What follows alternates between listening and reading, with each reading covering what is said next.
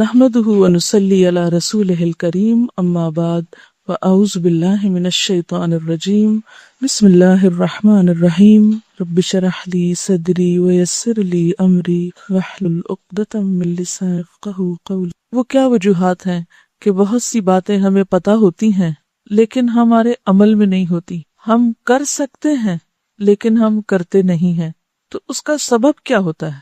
بھول جاتے ہیں۔ ایک بڑا سبب یہ ہے کہ ہم بھول جاتے ہیں۔ یاد رکھنے کے کیا طریقے ہو سکتے ہیں؟ اس کے لیے ہمیں اپنی زندگی کو کچھ منظم کرنا ہوگا۔ اگرچہ یہ کام بچپن سے شروع ہوتا ہے، زندگی کے جو ابتدائی سال ہیں، جب شخصیت کی فارمیشن ہو رہی ہوتی ہے تو اس وقت نسبتاً آسان ہوتا ہے۔ آپ میں سے کچھ لوگ اس دور سے گزر رہے ہیں، لیکن میں سمجھتی ہوں کہ اٹس نیور ٹو لیٹ۔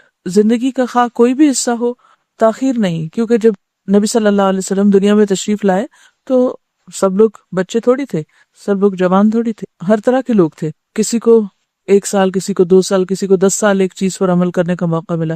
تو جب ہم اپنی زندگی میں ایک اچھی چیز کو جان لیتے ہیں اور اس کی ابتدا کر لیتے ہیں، وہ مشکات کی وہ حدیث تو آپ کو یاد ہوگی کہ جو شخص علم حاصل کرنے کے لیے نکلا تو صرف علم حاصل کرنے کے لیے نکلنا ہی جو ہے وہ پچھلے کیے ہوئے قصوراں کا کفارہ ہو جاتا ہے۔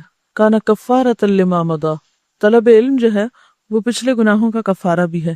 اچھا، ان میں صرف گناہ نہیں ہے، ان میں کفارۃ لما مضی، لما مضی میں کیا؟ جو بھی ہو چکا، جو کوتاہی ہو گئی، جو کمی ہو گئی، جو عادت اتنے دن ہمیں نہیں پڑی، تو اس سے ہمیں ایک امید ملتی ہے، ایک ہوپ ملتی ہے، کیونکہ عموماً ہم جس بھی عمر کے حصے میں ہیں، مثلا میں اب جو کوئی کام نیا سیکھتی ہوں، شروع کرتی ہوں، تو تھوڑی دیر کے لیے ایک ریگریٹ ضرور ہوتی ہے کہ اتنے سال پہلے کیوں نہیں پتا چلا، اگر اتنے سال پہلے میں یہ شروع کر لیتی تو اب تک کتنا کر چکی ہوتی۔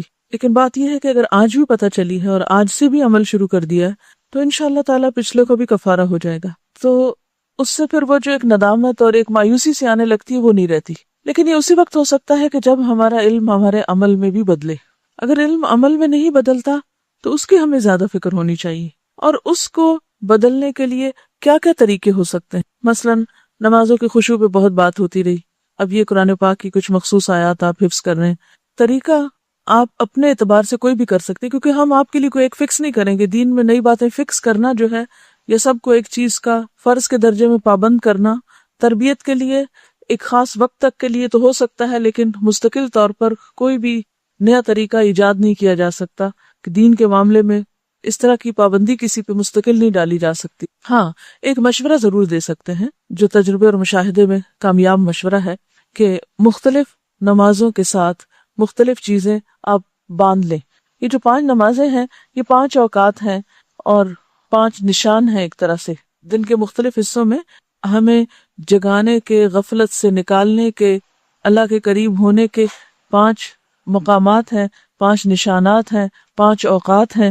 اگر ہم ان کے ساتھ کچھ اپنے معمولات کو، کچھ چیزوں کو باندھ لیں تو انشاءاللہ آپ دیکھیں گے کہ غیر محسوس طریقے سے چیزیں ہوتی چلی جائیں گی۔ اور صرف نمازوں کے ساتھ ہی نہیں، کچھ اور اوقات کے ساتھ بھی، مثلا سو کر اٹھنے کے بعد یہ کوئی ایک عمل، فجر کی نماز کے بعد ایک، گھر سے نکلتے ہوئے کوئی کام، کوئی ایک ذکر، مثلا راستے کے لیے آتے ہوئے، جاتے ہوئے، کھانا پکاتے وقت کوئی ایک مخصوص چیز اپنے لیے لازم کر لیں۔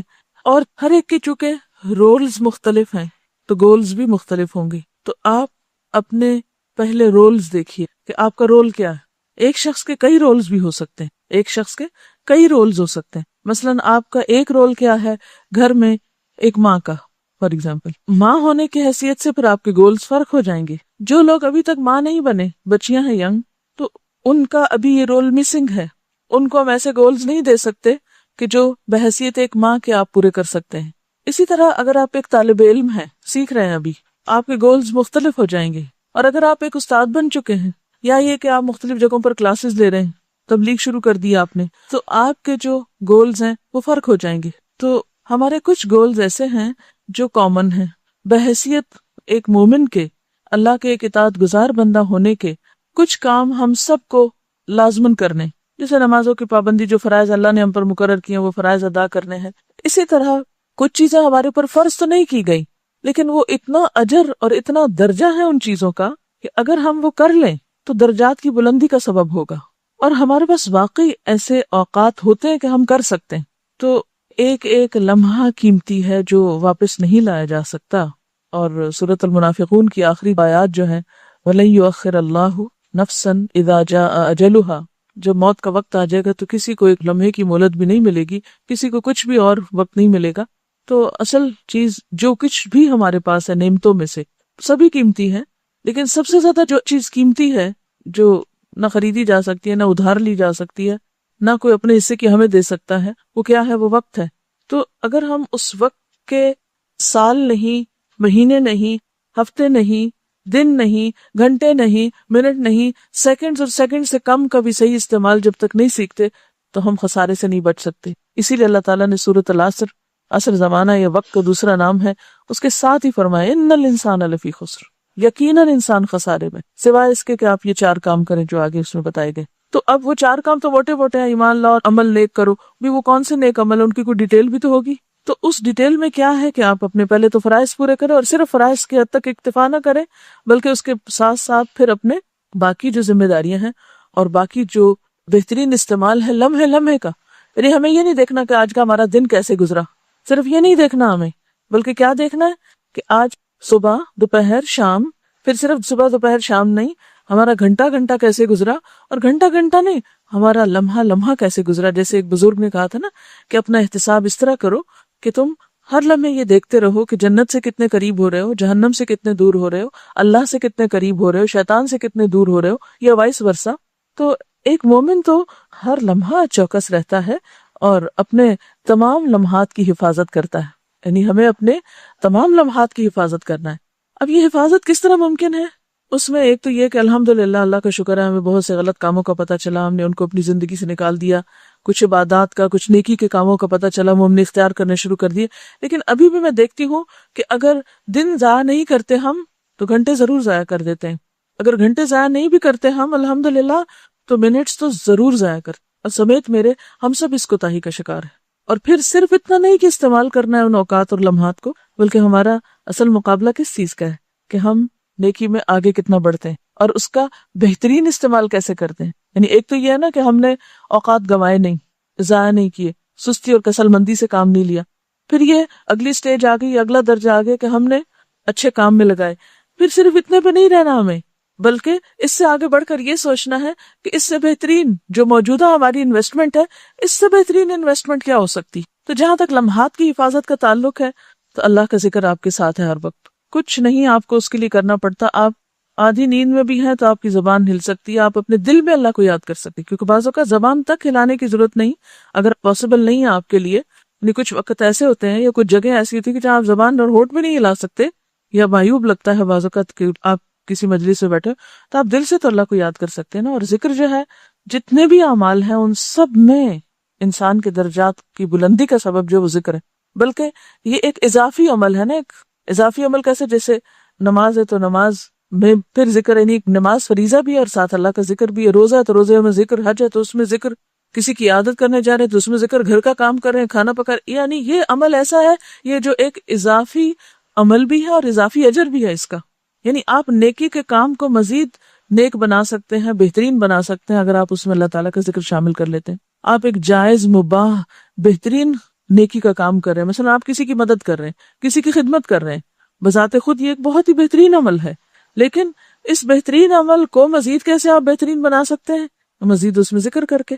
آپ خاموش بیٹھنے کی بجائے، چاہے آپ ایک بہت اچھا اعلیٰ درجے کا کام کر رہے ہیں لیکن ساتھ آپ ذکر جاری رکھ سکتے ہیں۔ ایک تو یہ ہے لمحات کی حفاظت اور ان کا بہترین استعمال، اور پھر اس کے بعد یہ ہے کہ علم حاصل کرنا ایک بڑی فضیلت کا کام ہے، لیکن جو ہمارے پاس علم ہے اس علم کو عمل میں لانا، اور پھر اپنے گولز متعین کرنا، اپنے اہداف متعین کرنا، اور پھر اہداف کو اوقات کے ساتھ باندھنا، یہ بے حد ضروری ہے۔ جو شخص بغیر کسی پلاننگ کے دن کا آغاز کر لیتا ہے، بغیر سوچے سمجھے کہ مجھے کیا کرنا ہے، بس ٹھیک ہے جو سامنے آیا کر لوں گا، تو وہ دراصل اپنے آپ کو ضائع کرتا ہے۔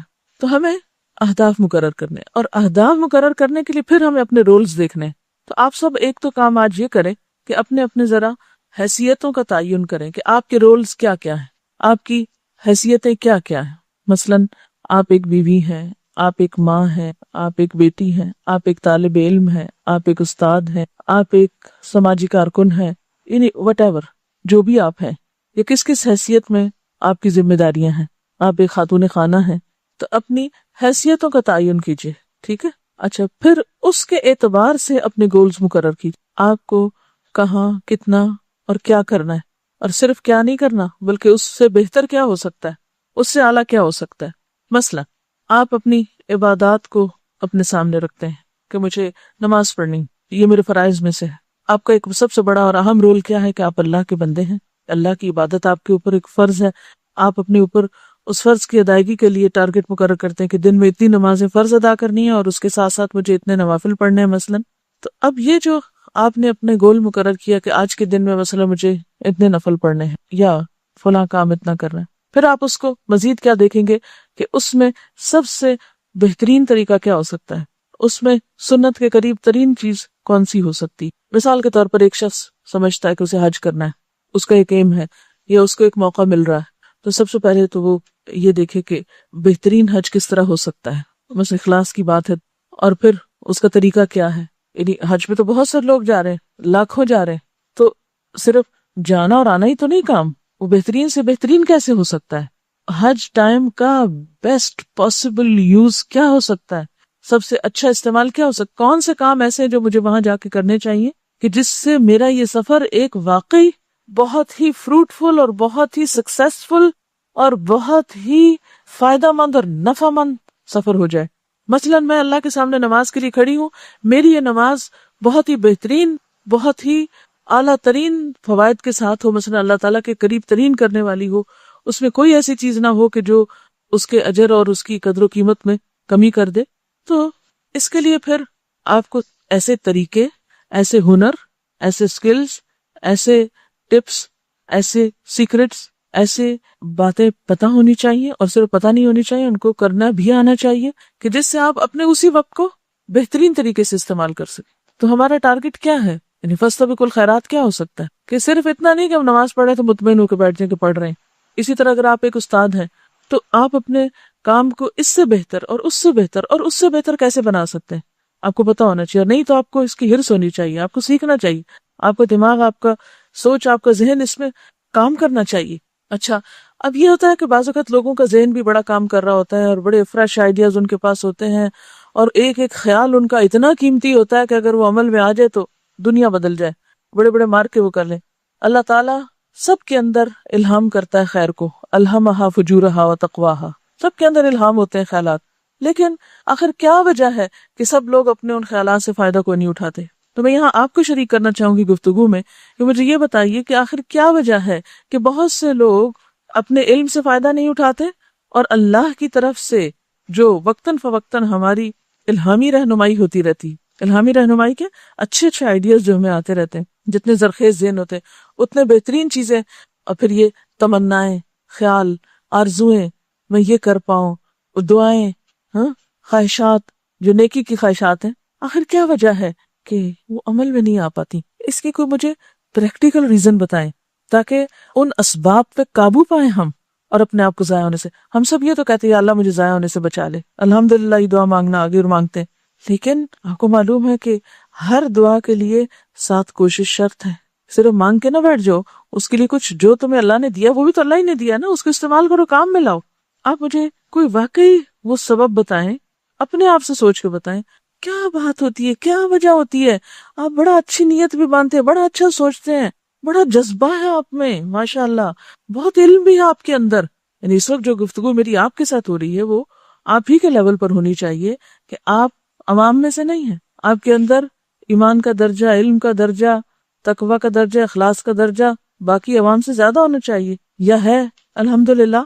تو پھر وہ ساری چیزیں یا بڑی ہیں یا ہونی چاہیے، یا آپ سوچتے ہیں کہ ہو اور وہ ہو کوئی نہیں رہی۔ کیوں ایسا ہوتا ہے؟ سارے جذبے ڈرے رہ جاتے ہیں، یا سارے علم جو ہیں وہ بس پڑے رہ جاتے ہیں، یا جو سیکھا ہے وہ بھی فیل ہونے لگ گیا کہ وہ واپس جا رہا ہے یا پیچھے نکل رہے ہیں آپ؟ کیا ہے وہ اسباب؟ کیونکہ اگر ہم یہاں مل بیٹھ کے اپنا احتساب نہیں کریں گے اور اپنے لیے نہیں سوچیں گے تو کیسے آگے بڑھیں گے؟ اور کون سی جگہ ہے پھر جہاں جا کر ہم اپنے آپ کو آگے بڑھانے کے لیے کوئی فورم تلاش کریں اور وہاں جا کے ہمیں کوئی سکھائے؟ نمبر 1، اپنی پرائرٹیز نہیں سیٹ کی، لکھتے جائیے۔ ٹال مٹول اور سستی سے کام لیتے ہیں، پلاننگ کے بغیر بس صرف نکل کھڑے ہوتے ہیں اور بس ہو جائے گا جو سامنے آئے گا۔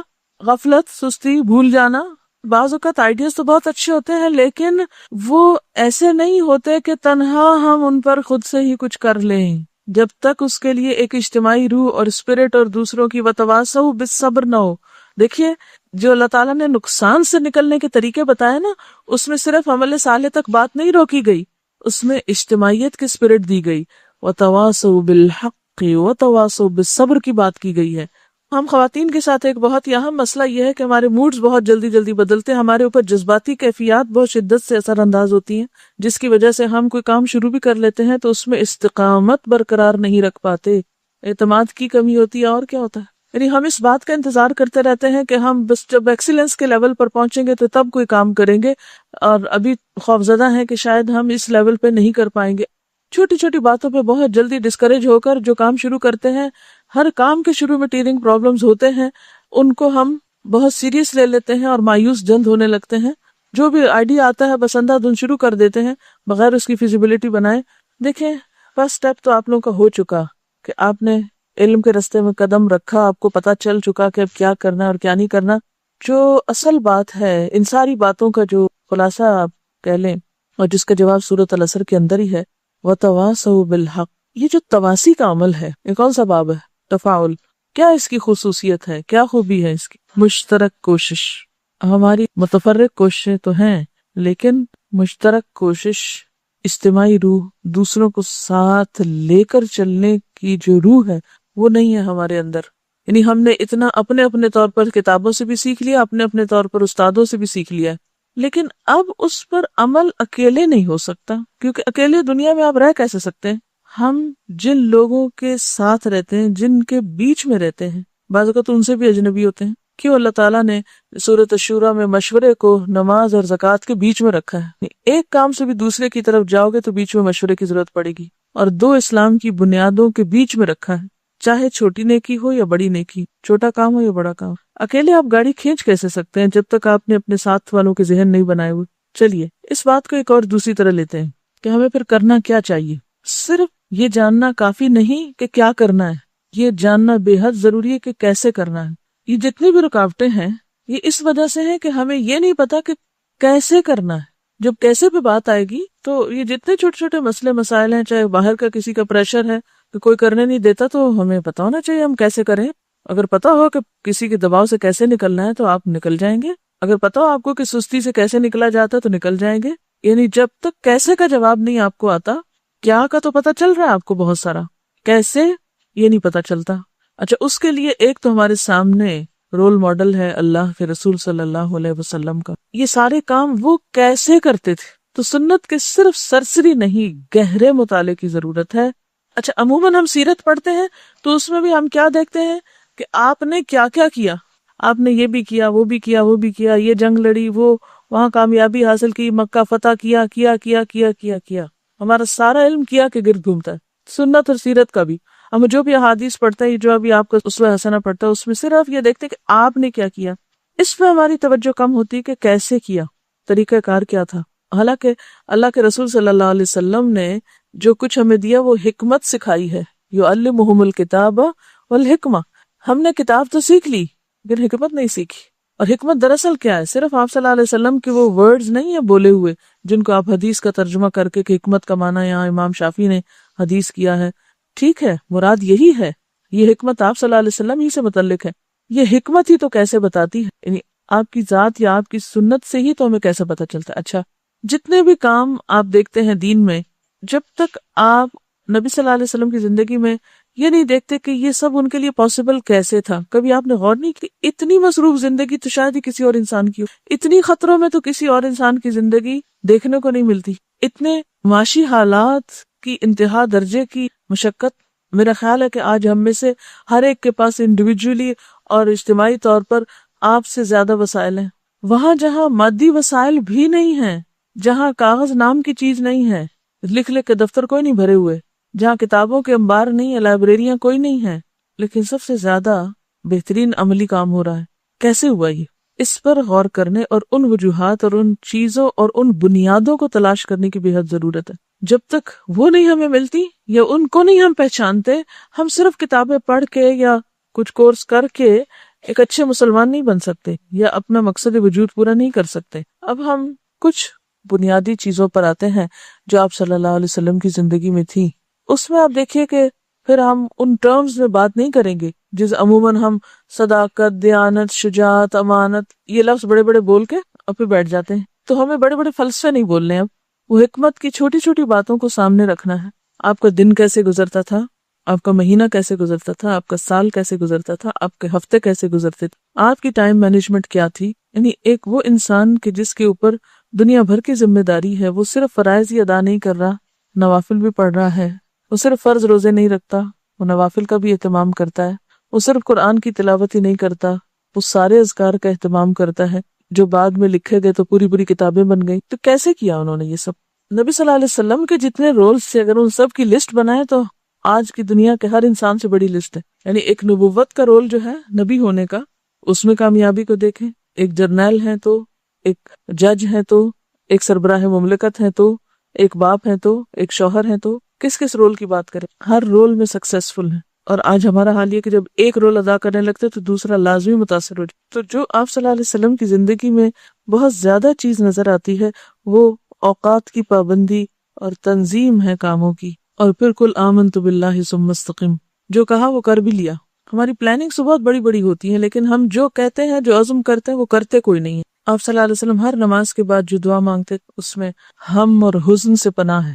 ہم جن ہموم کے اندر ہیں انہی میں ہی گم رہتے ہیں، بس یہ فکر لگی ہوئی ہے، وہ فکریں ہماری جان ہی نہیں چھوڑتی، اور ہر ایک کو شیطان نے کوئی نہ کوئی فکر لگا رکھی ہے ایسی جو چاہے تو سر پہ سوار کر لے، مسلط کر لے، چاہے تو ایک طرف رکھ کے اپنا کام کرتے جائے۔ یہ ہمارے اپنے ہاتھ میں۔ ہم اور حزن سے پناہ مانگی ہے، پھر اسی طرح عجز اور کسل سے پناہ مانگی ہے، بخل اور غلبۃ الدین و قہر الرجال، یہ جتنے ایشوز آپ نے بتائے ہیں نا سب اس میں آتے ہیں۔ قہر الرجال کیا ہے؟ لوگوں کا جبر، معاشرے کا پریشر، گھر والوں کا دباؤ، دوستوں کا، انسانوں کا، سارے لوگ آ جاتے ہیں اس میں کہ جن کے پریشر سے آپ اپنے علم کو عمل میں نہیں لا سکتے، گھریلو زندگی ہو یا اجتماعی زندگی۔ قہر الرجال ہے، مال کی مشکلات ہے، غلبۃ الدین، وہ فکر کھائے جا رہے ہیں، وہ کسی ایک کنارے لگنے نہیں دیتے۔ پھر اسی طرح عجز اور کسل۔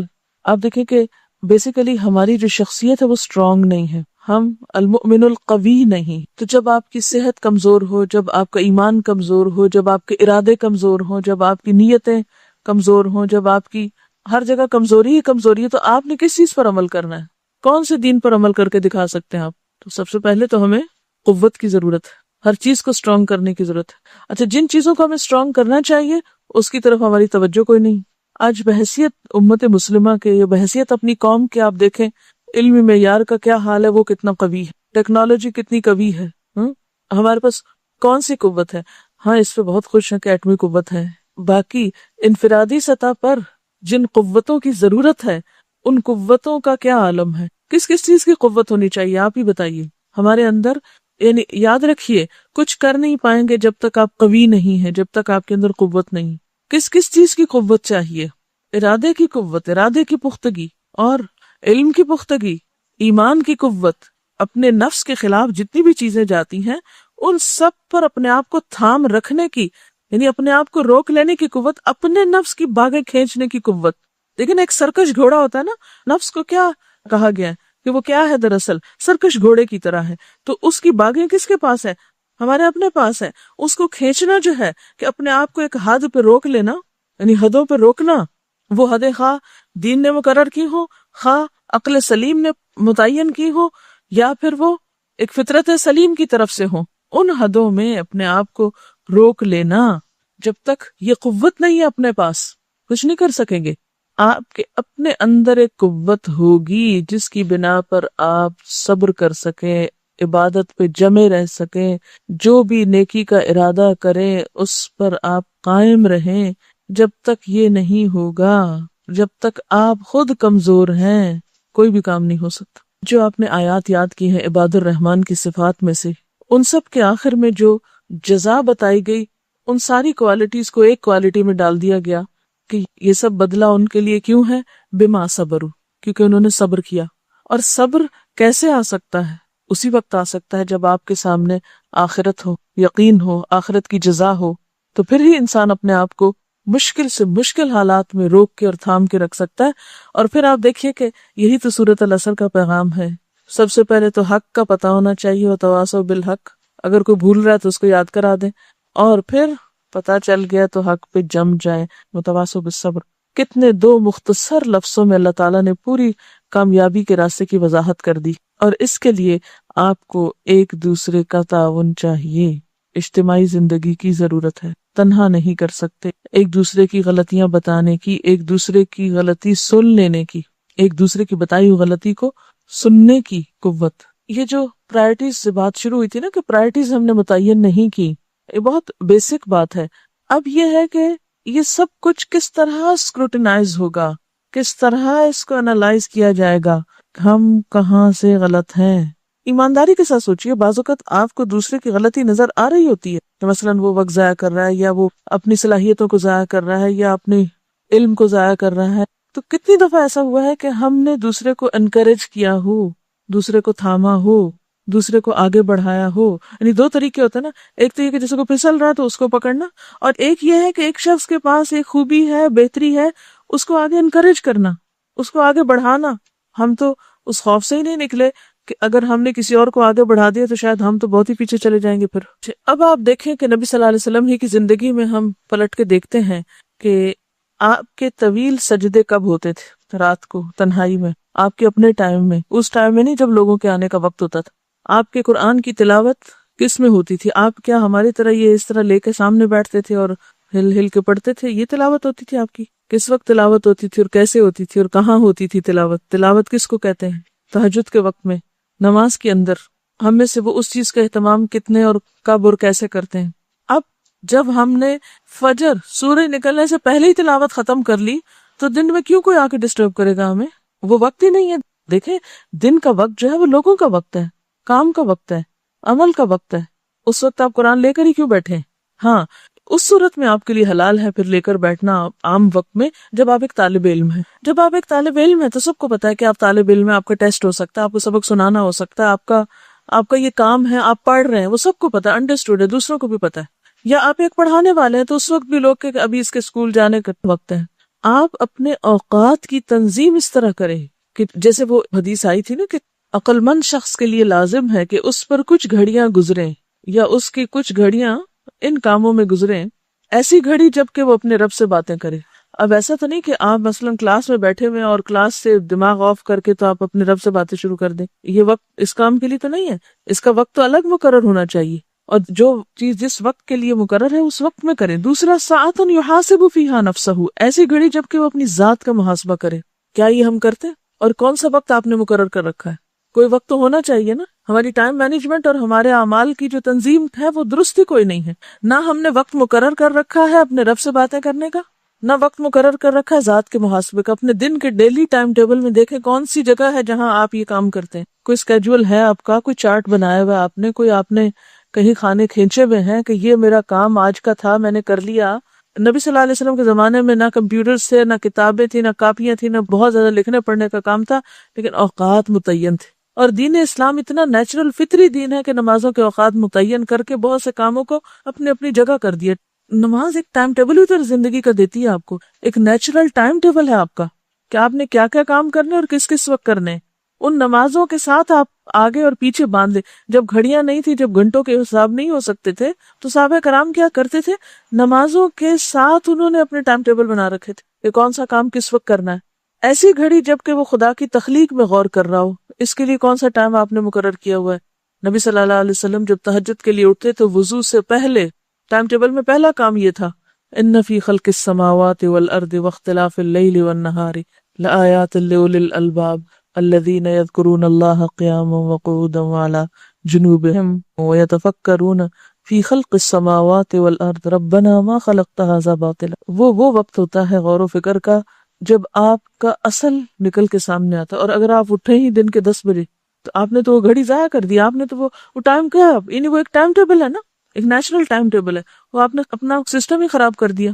اور پھر دن کا کوئی اور وقت ہو سکتا ہے، سورج نکلنے کا وقت ہو سکتا ہے، غروب آفتاب کا وقت ہو سکتا ہے، یعنی کوئی بھی وقت ہو سکتا ہے، لیکن بہترین وقت وہ ہے جو آپ کی مکمل تنہائی کا اور یکسوئی کا وقت ہے۔ غور و فکر صرف اس وقت میں ہو سکتا ہے، اور یہ نہیں آپ گھنٹوں بیکار بیٹھے رہے اور آپ کہیں کہ جی وہ میں ذرا غور و فکر کر رہا ہوں، یہ مقصود نہیں ہے اس میں۔ وہ کیا ہے غور و فکر اصل میں، کہ لمحے بھر کے لیے اللہ کی کسی بھی تخلیق کے ذریعے اس تک بہت قریب ہو کے پہنچنا، یعنی اس کا بہت شدید قرب محسوس کرنا اس کی کسی چھوٹی سی بھی نعمت کے ذریعے. اور یہ لمحات آتے ہیں اگر آپ کو کچھ لمحے بھی مکمل یکسوئی کے نصیب ہو. ایسی گھڑی جب کہ وہ اپنے کھانے پینے کی ضرورتوں کے لیے وقت نکالے. اب اگر سارے کھانے پینے کے انتظار میں بیٹھے ہوئے اور آپ اپنے ذہن میں کتابیں لے کے کھڑے ہیں اور اس وقت آپ کا موڈ آف ہے کہ یہ کیا ہو رہا ہے، یہ کھانا پینا کیوں چل رہا ہے، یا یہ ہونا نہیں چاہیے، وٹ ایور، اور آپ اپنی کتابوں ہی کے پیچھے بھاگ دوڑ کر رہے ہیں. ہماری سب سے بڑی مشکل یہ ہے کہ ہم جس کام میں ہوتے ہیں اس میں نہیں ہوتے مینٹلی، اور نہ اس کے لیے یکسو ہوتے ہیں، ایک وقت میں دوسری چیز کا فکر اپنے اوپر لادے ہوئے ہوتے. اب ہم پھر آتے ہیں ایک بہت ہی پریکٹیکل اس چیز پر کہ سب سے پہلے آپ نے کیا کرنا ہے، اپنے رولز لکھیے. مثلاً 2 ہیں، 3 ہیں، 4 ہیں، 2-3 بڑے بڑے ہی لکھ لیجئے. مثلاً آپ ماں ہیں، بیٹی ہیں، طالب علم ہیں، ٹیچر ہیں، بیوی ہیں، خاتون خانہ ہیں، مثلاً